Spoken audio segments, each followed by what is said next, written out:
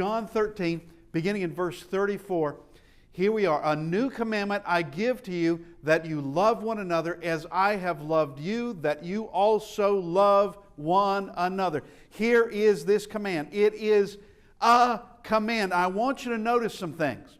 That there are numerous times where Jesus tells His disciples, and also it implies us as well. It's not just limited to His disciples. It goes in perpetuity. It goes to all time. But He will say something, but He doesn't say it's a command, but you know it is. And I want you to know that He says it's a new command I give you, and that does imply that Jesus gave them other commands. It does imply that. And yes, there are people who do not believe Jesus gave us any commands, or if He did, you don't have to live with them. And with some folks, it's a pick and choose anyway. That they pick and choose what they want to do and what they don't want to do. Well, what kind of disciple is that? It's not a good one at all. That's not really a disciple. But He's giving a command, and He calls it a new command, and He says, I give to you. You are to do this. And this being that He calls it a command, it means it's important. Now, everything that He told us to do, every command He has given us is important. But this one would seem to have an imperative nature to it, would seem to be greater than the others. And of course it would. What's the first and the second greatest command? The first one is love the Lord your God with all your heart, soul, mind, strength. And the second is likened to it is love your neighbor as yourself. All right? So that isn't exactly new, but He's putting more of a premium on it. He's putting an imperative to it, that there is something that is greater now than what has been. And of course, He is giving us the perfect law of liberty. He is giving us that which is perfect. Law of Moses, it was good for what it was supposed to do, and I guess we could say it was perfect for what it was supposed to do. But the law of Moses does not save mankind. And the law of Moses was never meant to be for all of mankind at all. It never was. But the law of Christ, well, when the law of Christ comes into effect, law of Moses it has been shut. It has been fulfilled exactly as Christ said He was going to do. And now every law comes from Him, because He has been given all authority in heaven and on earth. Now, what He's saying is that we are to love one another. And this is not a suggestion. This is what we must do. And this is something that requires something out of you. There are folks, you've met them, that they are easy to love. You have, a small child is easy to love. It's easy. Someone who is older and grumpy and bristly and has a personality that just grates on you, guess what you have to do? You love that person too. And I've told this story before, and I guess it's a story really about me and how I come off to certain people. I've told this story before. I was once working with a man. He's a member of the church. We were doing something together, and he was thinking about me, and evidently was dealing with something about me. I don't know what it was. I honestly don't. I guess I'm blind to that. But he said, 20 years ago, I would have hated you. And he meant before he was a Christian. He meant before he was a Christian that I would have hated you. It's like, okay. 20 years ago, I guess I would have been more of one you would hate. But that is what is required out of us, that we love one another. To love the person. To love that soul. To know that here is a soul that Christ died for him or her as well. And that puts you puts all of us in a very, very special category. And there's a premium there. There is no greater thing living on this earth than you, your neighbor, your brother, your sister, and everybody else. Everybody. God created us all. He created us all in His image. We all have an eternal soul that goes on. These bodies mean nothing. Nothing. They just return back to the clay, turn back to the dust. All right? That's all they're doing. But you've got a soul that is the real you. And that real you continues on. And it is there that we have a love for all people. And we must do this. In Galatians 6 and verse 2, it says, bear one another's burdens and, look at this, so fulfill the law of Christ. I hope that's legible to you. So fulfill the law of Christ. That the law of Christ has certain things to it that we do bear one another's burdens. We don't have to do things separately and on our own, go through hardships, go through troubles, go through trials. We don't have to do that all alone. We have others who can help us. And we should be willing to help. Willing to do that. What did we read? It wasn't too long ago, just a couple of weeks ago perhaps, we were looking at Psalm 110. It's that series of lessons of the Psalms and the Christ. Psalm 110. And there in Psalm 110, your people shall be volunteers in the day of your power. Your people shall be volunteers. He's talking about the church. David is writing concerning the church. It's all prophecy. It's all prophecy concerning the Christ. Concerning Him being at the right hand of God. Concerning Him being a priest according to the order of Melchizedek. All that is in there. But he's talking about volunteers. And that we volunteer to help one another's burdens. We help each other. What kind of family would it be where no one had any interest in anybody else? What kind of family is that? It's not a very good one. But where everyone is closely knit in love. Where everyone wants to help everyone else. It's another story. I know I've told this too. It's probably been much, much longer. But it was a particular preacher in a different state altogether.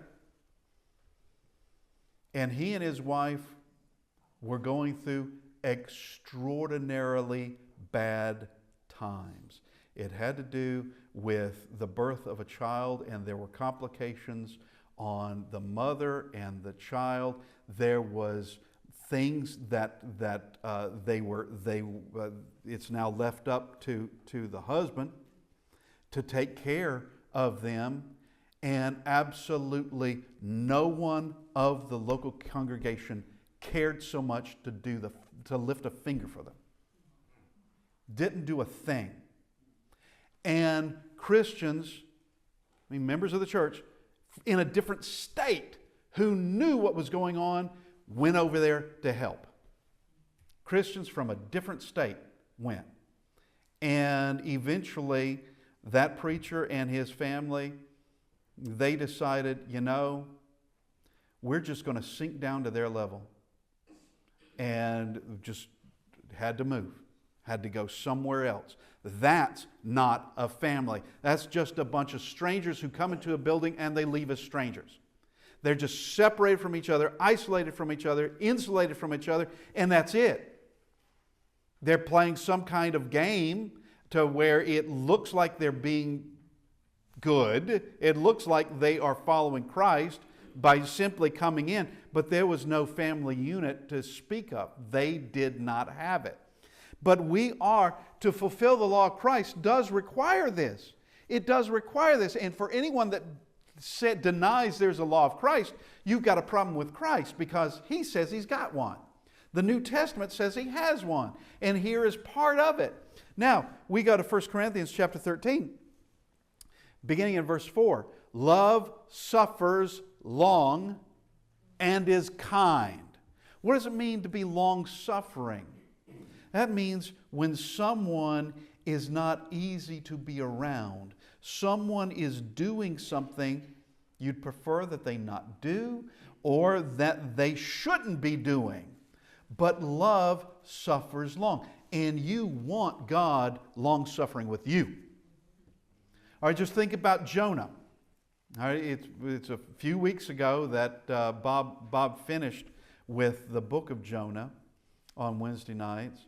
With Jonah wanted God's long-suffering to him. He wanted that. Jonah wanted God's long-suffering with Israel. He wanted that. But Jonah did not want God's long-suffering to Nineveh, his enemy. He did not want that. Well, God's long-suffering, God shows no partiality. He's not a receiver of the of the face. That's what that Greek word that we see in James 2, that's showing that partiality is literally to receive the face. And that God suffers long to everyone. And that's what we are to do as well. That's what we are to be, and is kind. There is a twisting and a perversion of that word today, that word kind, where people who say you must be kind have a different definition of it. Completely different definition of it. In that if you say or if you act or in any way seem to be condemning perversion, you're not being kind. Seem to be condemning anything that's just wrong, you're not being kind. Whereas they condemn anything that is remotely right, anything that is remotely good. Let's use God's interpretation of what is kind, that we are to be kind to each other, and that goes beyond being polite. Far beyond that. I remember years ago in a teenage class, we were just doing a little thought experiment, and just think of if everyone did what was right, if everyone in the world did what was right, how would the world be different? And one of the boys chimed up, and it's the usual adolescent, thoughtless sort of limited, I just say shallow kind of thinking that you get from adolescence. He said, well, I wouldn't want a world like that. It's like, well, why wouldn't you? He said, well, that would mean everybody's opening doors for everybody else. It's like, that's just being mildly polite. That's not being good. That's being mildly polite. If you don't want the world, do you understand what it means if the world was actually good? You wouldn't have any enemies. Nothing that you ever had would be stolen. It goes on and on. No one would ever be murdered. The list, there would be no wars. The list just goes on and on and on and on. And all he can think about is opening doors. That is childish thinking. Extraordinarily childish. Love does not envy. Love does not parade itself, is not puffed up. It's not going to be arrogant about itself, proud of itself, does not behave rudely, does not seek its own. It's not self-seeking, is not provoked, thinks no evil, does not rejoice in iniquity, but rejoices in the truth. Look at this. Bears all things, believes all things, hopes all things, endures all things. Bears whatever needs there are, goes to help that. That love, it doesn't matter how inconvenient someone may be. It doesn't matter. Love demands we help bear that trouble. We help bear that person up. Help them through whatever they are going through, regardless of how inconvenient it is. That yes, all of us can be an inconvenience. Every one of us can be that. But we are to help each other and to have that love. And that love demands that we bear each other up. Love demands that we do that very thing. 1 Thessalonians 5:14. Now we exhort you, brethren, warn those who are unruly, comfort the faint-hearted, uphold the weak, be patient with all. Be patient with all. Some people require very, very little patience, and you don't mind it. Some people require a lot. All right? They just walk through the door, and already you got to be patient with that person. That's just the way they are. It doesn't have to be left that way. Doesn't have to stay that way. Can definitely change. But what do? We must be patient with everyone. That's what we are required to do. And also, it would be nice of the things that we could change, where we are getting on things that we could change, because there's certain things we can't change, but things that we could change to where we're not demanding patience out of others, that we change. All right? To where we're not such a weight. That's a little bit of a personal effort there, but it ought to be done in the name of love as well. In the name of love. But you've got those that are going to, and you have Paul writing about it, those that are strong in faith and those that are weak in faith. The weak in faith are not to scorn those who are stronger in faith and having a greater understanding. And those with the greater faith are not to just think of those with a weaker faith as being nothing, as being someone that they don't have to consider. You do. You do have to consider. You don't want someone who's weak in faith to stumble because of your actions and even doing things that you can rightfully do, which is exactly what Paul states. To where he says, if meat or if food, certain types of food, causes my brother to stumble, I don't have to eat meat ever again. I don't have to do that.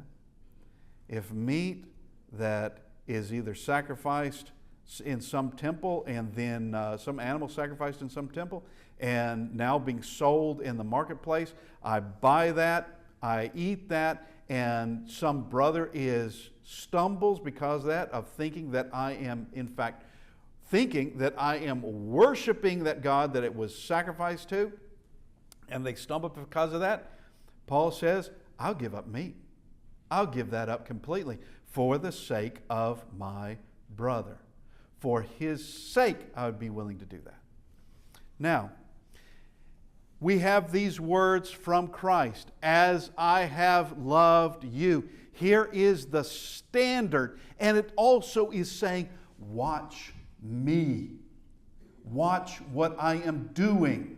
Watch what I have done. Watch how I handle myself. Watch what I put up with. Watch why I did what I did. Watch these things. Don't let these things just slide through your head and you don't even consider them. Because he did a lot. He did a considerable amount before he even gets to the cross. And he is showing love like no one has ever done. And being put on that cross, willingly put on that cross. He could have stopped it. He said he could. I don't doubt his words. He said he could have stopped it by 12 legions of angels or more if he wanted, and just put this whole thing to an end. He could do it. That would have been extraordinary, catastrophic. I can't even think of all the things that would mean. There's a lot of things that would mean. But he is willing to get on that cross. He's willing to suffer for all humanity. He's willing to suffer for us. And that is love. Love for the Father and also love for us. Love for the worst of us. Now, how is he showing this love? To what extent is he showing this love? And don't just read these things. Don't just think that he did those things and they're meaningless. there's a lot to it. And that he is saying, as I have loved you, which means we have to know how he loved in order to do the same thing. But he was he self-seeking? No. If he was, he surely he wasn't doing the things for self-seeking. He's not self-seeking. Is he envying? No. He's not doing any of those things demanded by love. I'm saying he's doing everything demanded by love. He's not doing the opposite. He's doing everything demanded by love. And we see that God is love. Absolutely. John 13 and verse 10, Jesus said to him, he who is bathed needs only to wash his feet, but is completely clean. And you are clean. Now notice this, but not all of you. In John chapter 13, Jesus is washing the apostles' feet. And this is one of the things I just bring up to this. Though it doesn't mention him by name, not in this verse anyway, there is somebody here, Jesus washes his feet, this man's feet. Along with Peter, who didn't want it to begin with, along with John, along with Andrew, and James and all the others, there is someone else sitting there that Jesus does not deny him anything. And that is his betrayer, Judas. Did Jesus know that Judas was going to betray him? Yes. That's why he says, but not all of you are clean. And he's talking about from a spiritual standpoint. Not all of you are clean. Not clean at all. But you realize that Judas received every bit of teaching that every other disciple received. Judas received the same love every other disciple received. He is an apostle. He's not like a second-class apostle. There is no such thing. He's an apostle. Jesus chose Judas.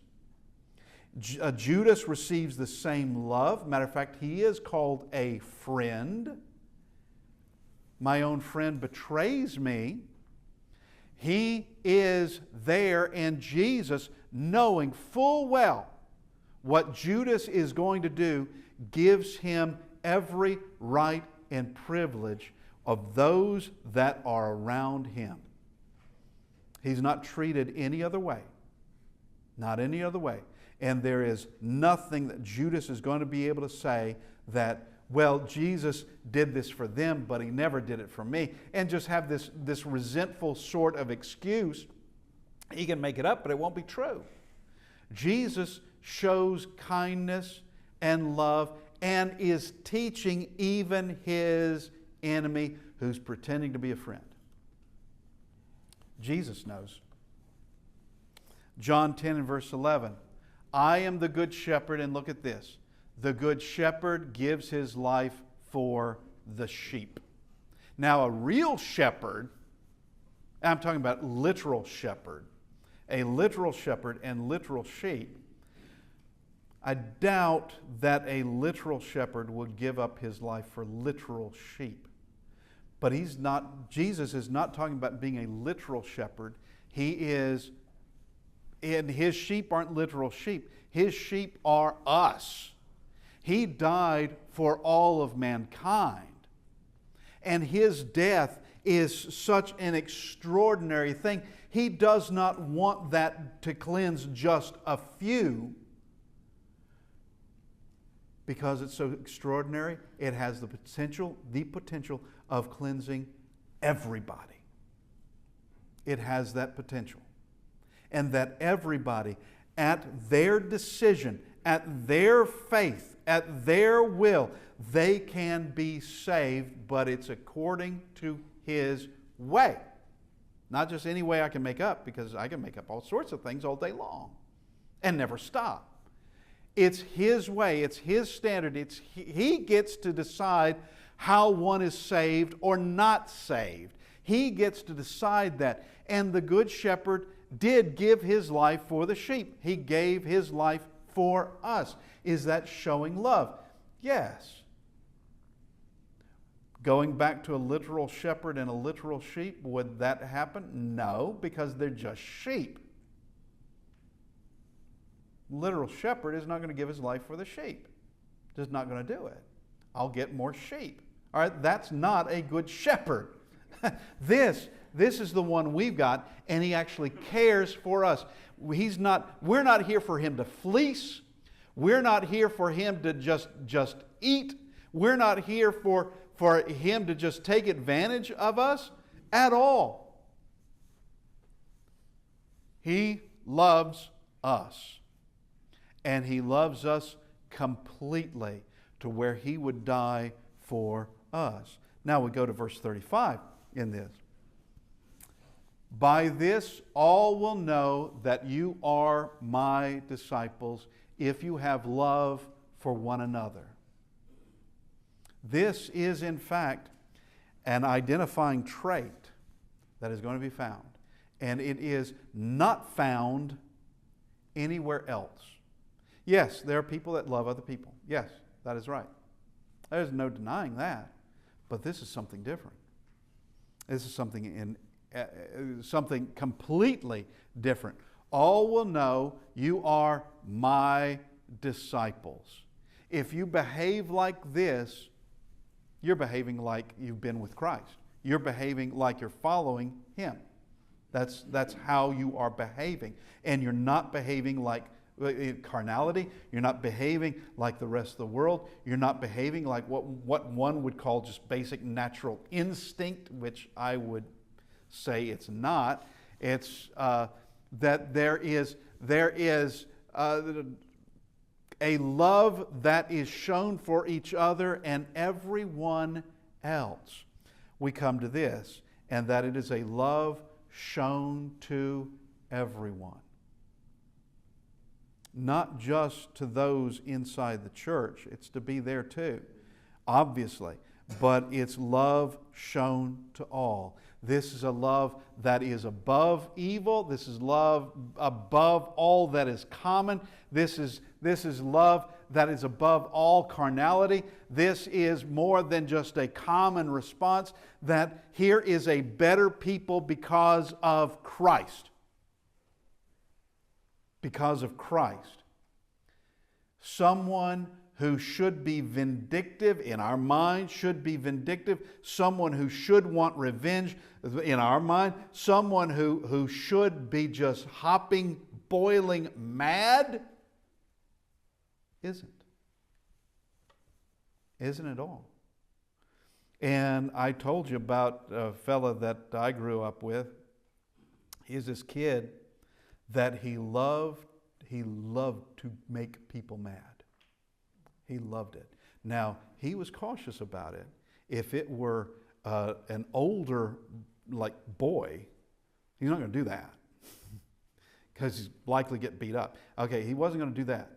But anybody else, he would pick on just to make them mad. And it made his day. He loved it. Why? I don't know. I call it a flaw, but he loved doing that. And it ruined his day when he couldn't make you mad. Oh, he did not like that. He didn't like that at all. And I saw it in action where he was trying to do something, thought he was getting there. He was trying to drive two brothers away, just make them mad at each other. And all of a sudden, those two brothers just came right back together. And he couldn't believe what he saw. And it's not what he wanted. That is not what he wanted. But there is a better people because of Christ. There's a better people that they are above what is seen commonly on the earth. Among the rest of humanity, they are above evil and everything that is typically seen in the world. Matthew 5, verse 44. But I say to you, love your enemies, bless those who curse you, do good to those who hate you, and pray for those who spitefully use you and persecute you. Is this a command? Yes, it is. Does he say this is another command? No, he doesn't. These are words, and it is a command. And it is a command that goes to all time. Does Jesus, in fact, do this? He's saying it. Can he actually live it? Obviously, he did. Because he did die for his enemies. And he did say while up on the cross, while he is suffering, forgive them, for they know not what they do. He is willing to say that. While all that is transpiring, he can say that. They are surrounding him, gawking at him, staring at him, mocking him, trying to destroy. They're already killing him. They're already doing that. He is going to die there. But they're not satisfied with that. It's more than that. They've got to make this into a spectacle. They've got to break every bit of him. Break him spiritually, break him emotionally, break him, just completely humiliate him. That's what they must do. Could he show love for those enemies? Yes. And I can show you where someone by the name of Saul of Tarsus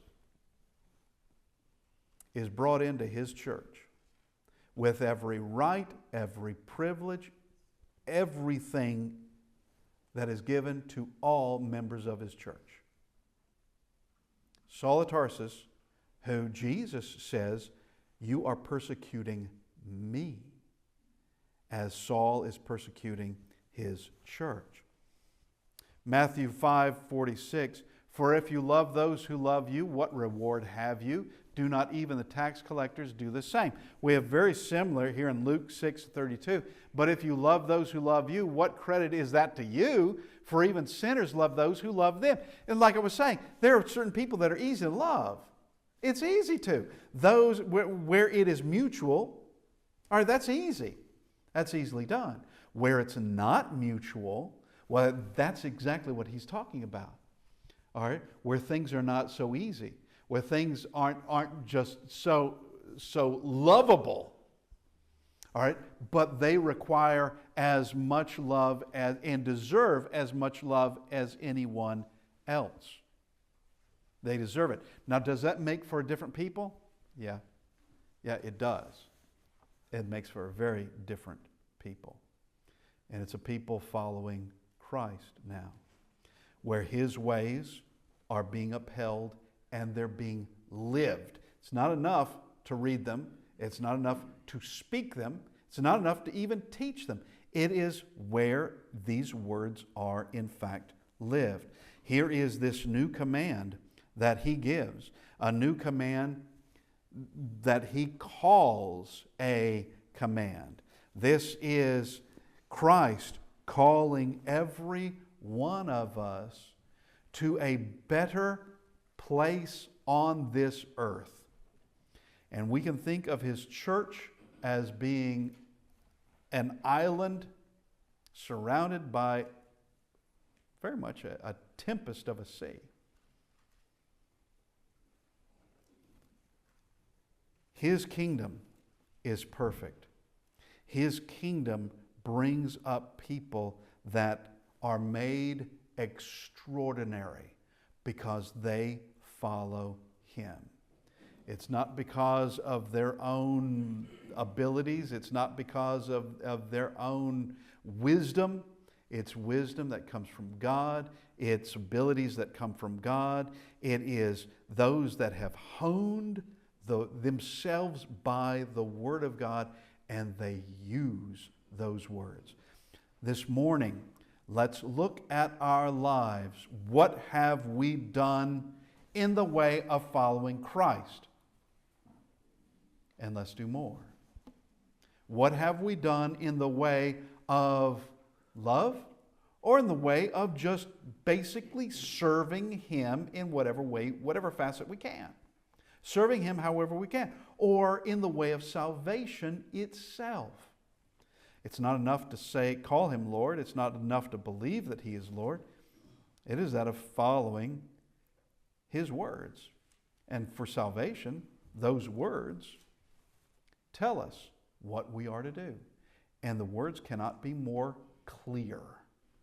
There's no clearer language anywhere.